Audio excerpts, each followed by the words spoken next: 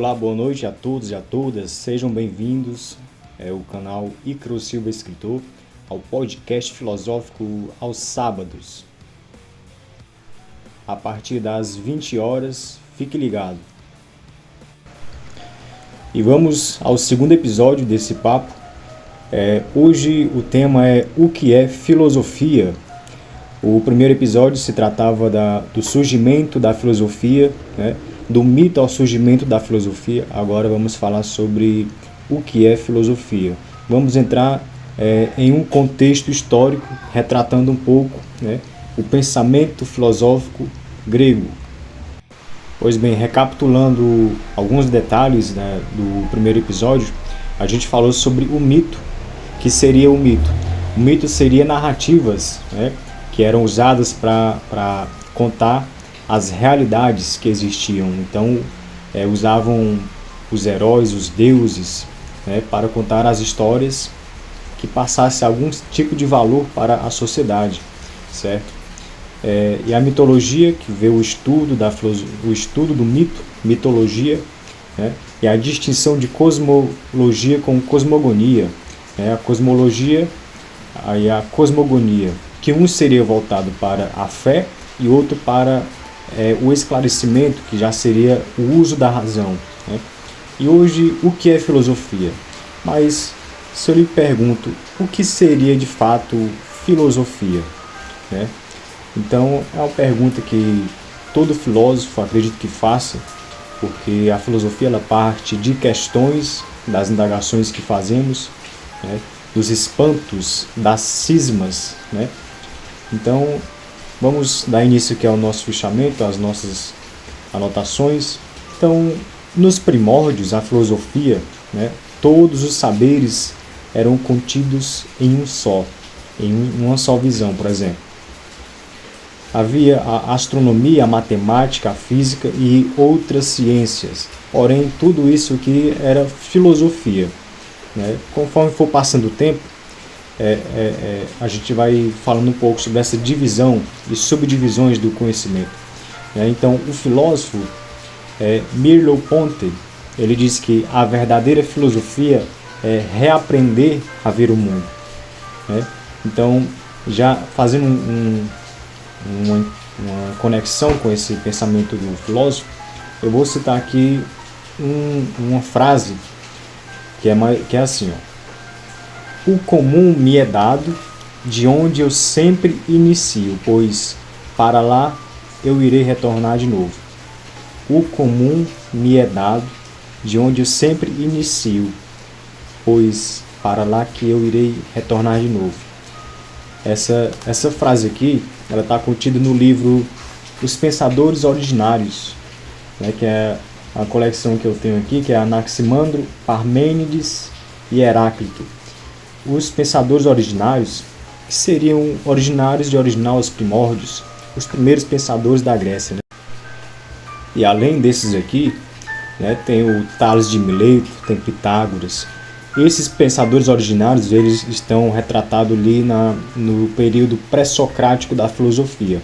Pré-socrático porque Sócrates, que vai surgir logo depois desses pré-socráticos, de Tales, Parmênides, Heráclito, ele vai fazer uma divisão desse contexto filosófico. Então, a partir dele, a visão tem outra visão, novas concepções de mundo, né? Da sociedade, etc. Então, mas o que é que ele quer dizer nessa frase desse livro? O comum me é dado, de onde eu sempre inicio, pois é para lá que eu irei retornar de novo. Então, do meio para o fim, eu irei explicar essa frase. Vamos aqui voltar ao contexto do nosso, para não perdermos a linha de raciocínio, né? Então, o filósofo dizia, o Merleau-Ponty, que a verdadeira filosofia é reaprender a ver o mundo. Reaprender a ver o mundo.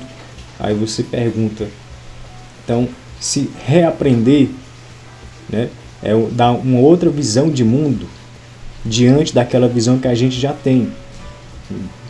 Que isso aqui que eu estou te falando já tem a ver com a frase que eu vou falar no final, que é do Parmênides.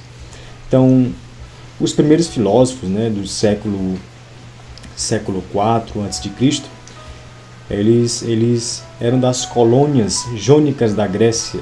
Eram matemáticos, físicos, geômetras, né? Eram estudiosos da ciência, né?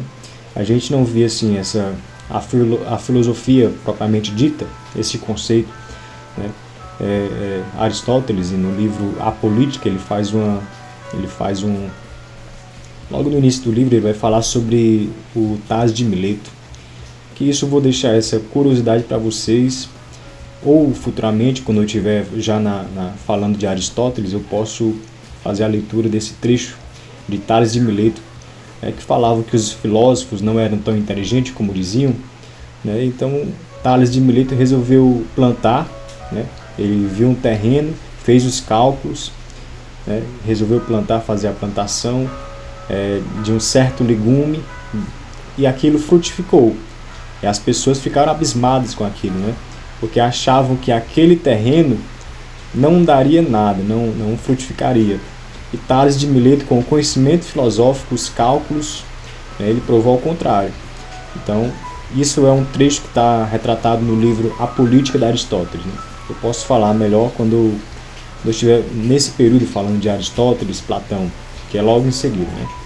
Então, pois bem, haviam várias escolas, certo? Aqui tem a escola jônica, e dentre outras. Então, eu vou falar um pouco de cada, porque esse que eu estou gravando aqui é mais um contexto geral, né? Depois eu posso fazer umas gravações, falando sobre, de uma forma mais específica, dos filósofos, né? Então eu posso pegar os textos em si dos filósofos e fazer as reflexões, intercalar, fazer uma comparação entre um e outro, né? Então eu posso fazer isso futuramente, mas de um modo geral, primeiramente aqui é um contexto mais histórico da filosofia. Então, retornando, a filosofia ela remota de uma concepção de mundo que era dado pela mitologia, como eu citei, né? Então a filosofia ocidental nasceu da consciência mitológica, mítico-religiosa, como uma tentativa de explicar racionalmente o mundo a partir do início da superação dos mitos, a abração da razão e a lógica como pressupostos básicos para a reflexão. Então, existe vamos dizer assim, um berço, como foi citado no primeiro episódio, algumas características, que seria a invenção da moeda como meio de troca, as viagens marítimas que haviam na Grécia, a invenção do alfabeto, do calendário, tudo isso proporcionou o desenvolvimento da cultura e do pensamento filosófico ali naquele espaço, na Grécia, né? Havia muitas trocas, meio de trocas, não só de mercadorias, mas de informação, conhecimento. Então tudo isso influenciou diretamente para além da mitologia, que era pregado bastante naquela época, ali na Grécia, né? Então, com esse conhecimento exterior de outros lugares, dialetos, linguagens e tudo mais, essa apropriação de uma linguagem distinta daquela região, daquilo que já é meu, aquilo que eu nasço no local e adquiro uma cultura distinta dali, uma cultura de fora. Então, isso me faz eu ver a minha cultura, da qual eu cresci, de um modo distinto. E diante das questões filosóficas que vão surgindo para a transição entre a mitologia para a filosofia, da cosmogonia para a cosmologia, da fé para a razão, haviam questões, e essas questões que eram feitas de um certo modo por todos, porém alguns, que faziam essas questões de uma forma mais profunda, para além da superfície, esses que eram solicitados a analisar e criticar, questionar o mundo de uma forma mais profunda, eram considerados filósofos. Então, a parte da sociedade entende que refletir, analisar e criticar são atitudes filosóficas. Então, porém, toda essa análise ou crítica, ela deriva de um pensamento filosófico ou de uma reflexão ou atitude filosófica. Será? Será que toda análise que a gente faz do mundo, toda crítica, ele é um pensamento filosófico, né? Uma reflexão crítica, filosófica do mundo? Então, a Marilena Chaui, que é uma filósofa brasileira, né? Ela vai destrinchar isso e vai dizer o que é uma atitude crítica e uma reflexão filosófica, que uma precisa estar de mão dadas com a outra, né? Essa parte que eu vou falar aqui, você encontra no livro Iniciação à Filosofia, e tem outro, Convite à Filosofia, de Marilena Chaui. Ela vai contar bastante sobre a história da filosofia, e a escrita dela é muito boa, porque de forma clara e didática dá para entender perfeitamente, né? Então, o que seria a atitude crítica? Então, ela vai destrinchar aqui. Primeiro, a primeira característica da atitude filosófica, né, é negativa. Quer dizer, não ao senso comum, os preconceitos, os prejuízos, aos fatos e às ideias, né, da experiência cotidiana ao que todo mundo pensa. A segunda característica da atitude crítica, ela é positiva, pois é uma interrogação sobre o que são as coisas, as ideias, os fatos, situações, comportamentos, valores e até a nós mesmos, né? Então, duas características. Fiquemos com esse detalhe na cabeça. A atitude crítica para a Marilena Chaui, ela é positiva e negativa. Primeiro porque é dizer não para o senso comum, e segundo porque a gente começa a se questionar o que são as coisas, entende? Então, a atitude crítica seria o pensamento crítico. Então, já fazendo uma ligação com a frase que eu citei lá no começo, de Parmênides, que é o que? O comum me é dado, de onde sempre inicio. Então, o que é que Parmênides quer dizer isso entre 500 e 600, 700 anos antes de Cristo, século IV? Então, Parmênides escreveu isso. O comum me é dado. Então, o mundo, como eu vejo, como ele é, como está lá, sem fazer nenhum questionamento nem nada.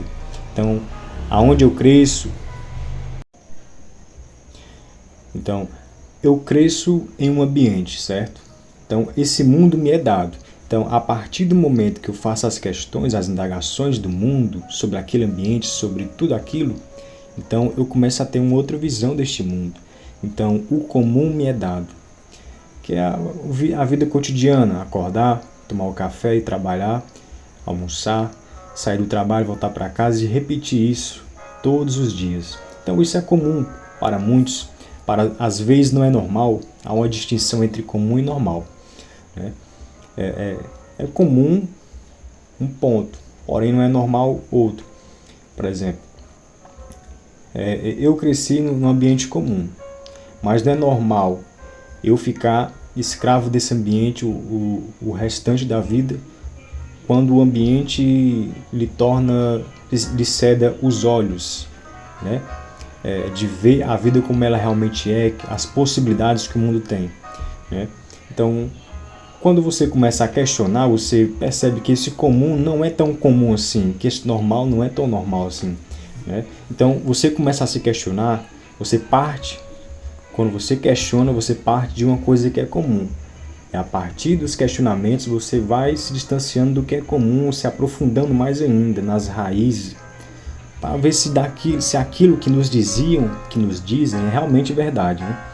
Então, quando você descobre que aquilo que antes era comum e agora, depois das questões, ele não é mais comum, quando você volta a olhar a vida comum, você não volta mais com a mesma visão, entende? Então, é mais ou menos isso que o Parmênides vem mencionando aqui. Mas a gente falará mais ainda sobre essa frase com o passar do tempo. Pois bem, aí vou citar aqui 3 filósofos que talvez muitos conheçam, né? E quem não conhece ainda, fique com isso na cuca, porque esses 3 nomes aqui são importantíssimos para a história da filosofia. Existem outros diversos, né? Mas nesse período aqui, Sócrates, Platão e Aristóteles, eles são os prepulsores. Então, Sócrates diz o seguinte: só sei que nada sei. Então, o que é que ele quer dizer? E para Platão, ele tem uma admiração, e Aristóteles, o espanto. Isto é, quando a gente cisma com alguma coisa, quando a gente vê aquilo que é comum para a gente começa a pensar, poxa, isso não é assim, isso é injusto, isso não é certo. Então, quando você observa isso, essa admiração, esse espanto, essa cisma, isso é nesse momento que surgem as questões, que a partir de quando você observa a injustiça, é a partir dessa observação que você vai buscar respostas, começa a estudar, pesquisar, ler mais, experienciar mais o mundo, e você percebe que realmente aí você faz a comprovação se aquilo que antes você via como injustiça é ou não injustiça, E isso que eu estou dizendo aqui tem muita relação com a ciência, e também com a filosofia, com o estudo filosófico. Então, tomar distância do mundo costumeiro, como se nunca tivesse visto. Então, você vai, aqui para a gente fazer uma relação com a criança, A criança, ela vê tudo, aquilo que não conhece, como a primeira vez, assim, ela fica encantada, fica boba. Então, quando a gente vê essas coisas, vê o mundo como esse espanto filosófico, essa admiração, essa cisma, é você tomar aquilo que está diante da gente como se a gente nunca tivesse visto, como se fôssemos crianças ainda diante daquilo. Agora, e a reflexão filosófica? Falei aqui da atitude crítica, agora falarei um pouco da reflexão filosófica, que é o quê?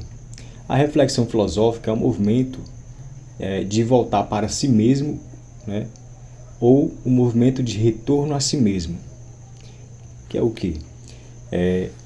A atitude e reflexão. Quando você vê aquilo, quando você vê uma injustiça, você toma uma atitude. Não, isso não é assim. Aí, a partir disso, você faz uma reflexão sobre aquilo, e aquilo volta para si mesmo, como outro pensamento, como uma nova visão, como a frase de Parmênides: eu saio do que é comum, o comum me é dado, e de onde eu sempre inicio, é de onde eu sempre inicio, pois é para lá que eu irei retornar novamente. Então eu vejo a injustiça, a partir dessa visão injusta, é o meu primeiro passo. Eu caminho pelo mundo e retorno para essa injustiça. Eu concluí que isso aí realmente é injustiça. Então você volta com a reflexão. Então essa reflexão filosófica tem 3 conjuntos de perguntas. Repare bem que aqui são perguntas interessantes que ela faz. Que é assim, por que pensamos o que pensamos, dizemos o que dizemos e fazemos o que fazemos? Isto é, quais são os motivos, razões e causas para pensar, dizer e fazer o que fazemos? O segundo conjunto de perguntas seria: o que queremos pensar quando pensamos? O que queremos dizer quando falamos? O que queremos fazer quando agimos? Isto é, qual é o conjunto ou sentido do que pensamos, dizemos ou fazemos? O terceiro conjunto de perguntas: para que pensamos o que pensamos, dizemos o que dizemos, fazemos o que fazemos? Ou seja, qual é a intenção ou a finalidade do que pensamos, dizemos e fazemos? Os 3 conjuntos de perguntas da reflexão filosófica. Elas se voltam, primeiro, para os motivos por que pensamos o que pensamos. Qual o motivo de eu pensar isso? Qual é a razão de eu pensar isso? Qual a causa que me fez eu pensar isso? Né? O segundo conjunto, ele se volta para o conteúdo e o sentido. Né? O conteúdo daquilo que eu penso, daquilo que eu quero pensar. Será que eu devo pensar isso que eu quero? Entende? Qual o sentido disso? O terceiro conjunto se volta como intenção e finalidade. Qual a finalidade de eu pensar isso? Né? Será que tem algum sentido, algum motivo? Então, essas palavras, motivos, razões, as causas, conteúdos, sentidos, intenção, uma finalidade, estão atreladas ao conjunto de perguntas da reflexão filosófica. Então, a reflexão filosófica se volta para as perguntas: o que é pensar, o que é falar e o que é agir. A atitude crítica se volta para o que é, como é e por que é. Entende? Então, as perguntas da reflexão crítica, né, elas são perguntas de capacidade e finalidade humana de agir, e de conhecer o mundo. E as perguntas da atitude crítica é sobre a essência, o significado, a estrutura e a origem das coisas, né? Dito tudo isso, eu lhe pergunto, será que qualquer pensamento é filosófico? Né? A partir de algumas coisas que eu já citei, se você tiver uma atitude crítica, né, de analisar diante dessas perguntas da reflexão crítica, então você vê uma estrutura. Então, quando você volta o pensamento para esse segmento que a Marilena Chauí cita aqui, das questões, né?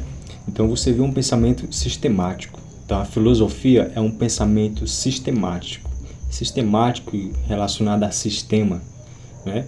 Então sistema, quando você vê, tudo é encaixado ali, né? É claro que as coisas mudam, né? O sistema vai mudando, o mundo muda, então o sistema tem que ir acompanhando, né, os giros que o planeta dá, né? Então, a filosofia, um pensamento sistemático, né, não é um eu acho que ou eu gosto de, né? Então, ela está para além do achismo. Então, retornando à frase que eu parto do comum, né? O comum me é dado, que é de onde eu inicio, e retorno para ele. Então, o achismo é o comum, né? A gente pode associar o achismo com aquilo que é comum. Todo mundo diz eu acho, eu gosto, mas para além do achismo, né, existe um processo que é o pensamento sistemático, filosófico. Então, a filosofia também não é uma pesquisa de opinião à maneira dos meios de comunicação de massa. Que no caso, comunicação de massa, ele tem uma forte ligação com o que é comum a todos, que chega a ser normal, né? Então, o comum e o normal está muito ligado a essa comunicação de massa, que existe até um período filosófico, que é desses últimos, que é a indústria cultural, que faz essa reflexão, muitas reflexões sobre o esclarecimento da cultura, né? A indústria cultural, né? Então, pois bem, as indagações se realizam de modo sistemático, trabalha com enunciados precisos, encadeamentos lógicos, opera com conceitos ou ideias obtidos por procedimentos de demonstração e prova, com fundamentação racional, né? Aqui são alguns detalhes do que seria esse pensamento sistemático, né? Então, lembremos, o pensamento filosófico, ele não é um eu acho que, mas sim um eu penso que. Então, eu penso sobre certas coisas, sobre o mundo, sobre a virtude. Eu penso que a virtude é uma possibilidade de tornar o homem melhor, né? Então, é diferente de eu dizer eu acho que a virtude, né? Quando eu digo eu acho que a virtude é isso ou aquilo, eu acho que isso é justo, eu acho que essa estrada é menos esburacada do que aquela outra, eu acho que aqui a gente poupa tempo, então aqui fica quase um buraco vago, porque esse buraco vago angustiante, nesse achismo,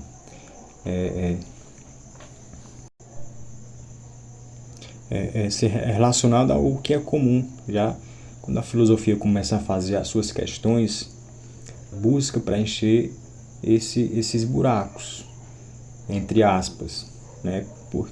Digo entre aspas porque não tem uma resposta certa diante de um mundo incerto. Porém, a filosofia ela busca, através de uma reflexão contínua, né, nos ajudar com o nosso dia a dia, com nós mesmos, né, se voltar para nós mesmos, nos autoavaliarmos diante do mundo. Né? Então, entre o que eu penso e o que eu acho, um se relaciona à filosofia e o outro é o que é comum. Né? Então, a atitude filosófica ela se inicia questionando esse senso comum. Né? Como eu já citei aqui, essa atitude filosófica ela nos leva a descobrir os motivos, as razões e as causas para pensarmos o que pensamos e fazer o que fazemos, assim como a intenção e a finalidade para o que pensamos, dizemos, né, e o que fazemos. Pois bem, aqui tem alguns conceitos, porém esses conceitos aqui não já é a última parte, tá? Aqui esses conceitos eles não limitam o conceito de fato da filosofia, né? Todos os filósofos acreditam que eles buscaram conceitualizar a filosofia, buscar um sentido da filosofia, por que ela é importante, para que ela existe. Claro, quando eu pergunto para que filosofia, né, isso se volta para mim mesmo, para que eu existo, qual a minha finalidade, assim como eu pergunto qual a finalidade da filosofia. Então, a existência da filosofia, será que é muito distante da existência do ser humano? Eis uma questão. Então, alguns conceitos aqui, para finalizarmos esse episódio. Pois bem, Pitágoras, ele diz que a filosofia é a procura amorosa da verdade. Procura amorosa por quê? Eis uma pergunta interessante. Amorosa, mas a filosofia que se relaciona com a razão, e ele usa a palavra amoroso relacionada a sentimento. Pois a gente tem o sentimento pelo conhecimento, por essa busca. Então, a filosofia, que seria amor à verdade, amor ao conhecimento. E temos um símbolo bem interessante que é a coruja. Depois eu posso destrinchar um pouco melhor sobre essa simbologia. O filósofo francês, o Merleau-Ponty, consiste que a filosofia, como você tem de início, na abertura, é reaprender a ver o mundo. Então você pega aquilo que é comum, faz a crítica, tem a atitude filosófica, né? Diz não para o senso comum, tem a atitude filosófica, que seria isso, dizer o não, e a partir da reflexão filosófica, né, você reaprende a ver isso. Quando você tem uma frasinha de um grande poeta português, José Saramago, que eu sempre carrego comigo, que é preciso sair da ilha para ver a ilha. Então, a ilha é como se fosse o que é comum, o senso comum. Então, para você ver a ilha, esse senso comum em que a gente viveu e conviveu, né, a gente tem que sair dessa ilha, desse senso comum, para poder vê-lo. Né? Quando a gente retorna à ilha, a gente já não é mais o mesmo. Semelhante a uma frase de Heráclito: o homem não é mais o mesmo e nem o rio, depois que o homem entra pela segunda vez ao rio. Né?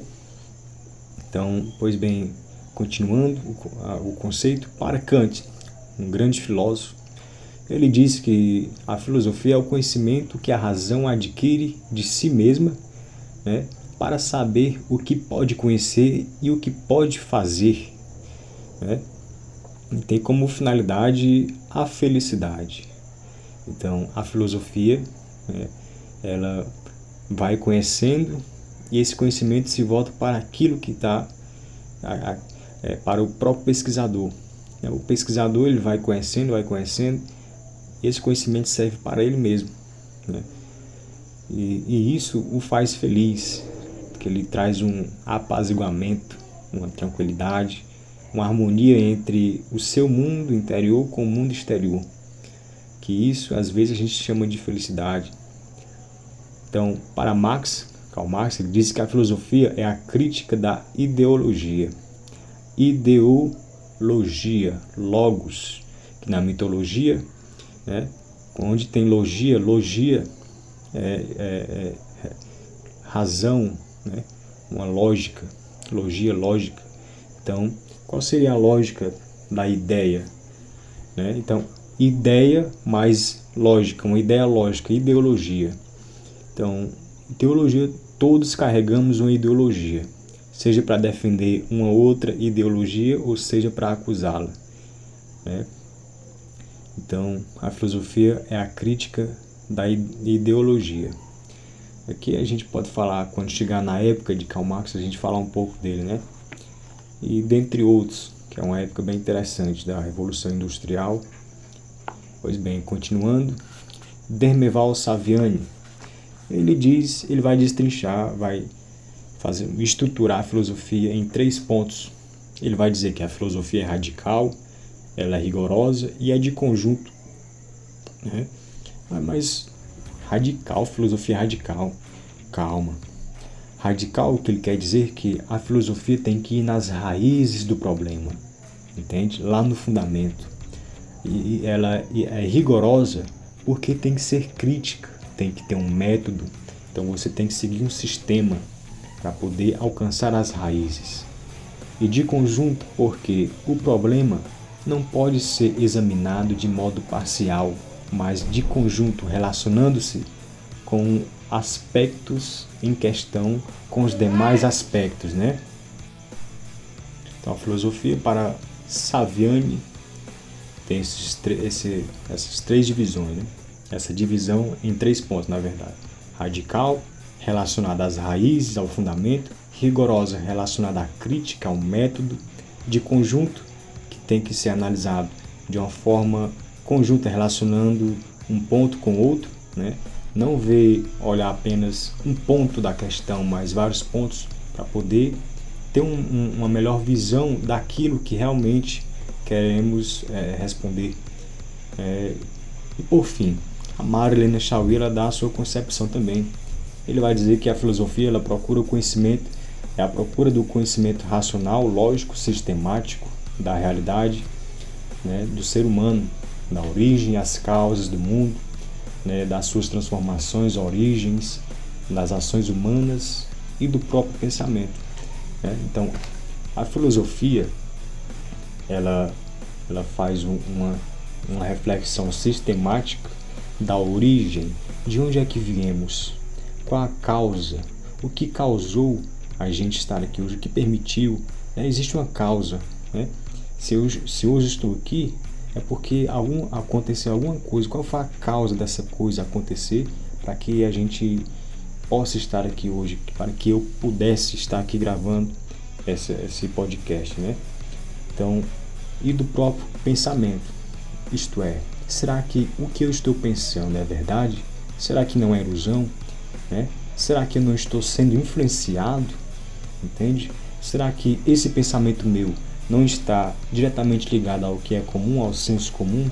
Será que esse pensamento, será que eu não devo investigar mais, né, para poder descobrir, ter outras visões, né, me aprofundar e ver as possibilidades que eu tenho para agir no mundo? Entende? Então a filosofia, ela é isso e muito mais, né? A filosofia, ela se volta para si mesma, ela parte de si com a concepção, né, e com essa reflexão no meio do caminho, né? Aí ela se volta para si mesma com outra visão de si mesma, né? Então, finalizando aqui com aquela frasezinha que eu já falei durante a gravação, Parmênides. o comum me é dado, de onde sempre inicio, pois para lá eu irei retornar de novo. Então, quando a gente iniciou esse podcast, eu lhe dei um ponto de partida.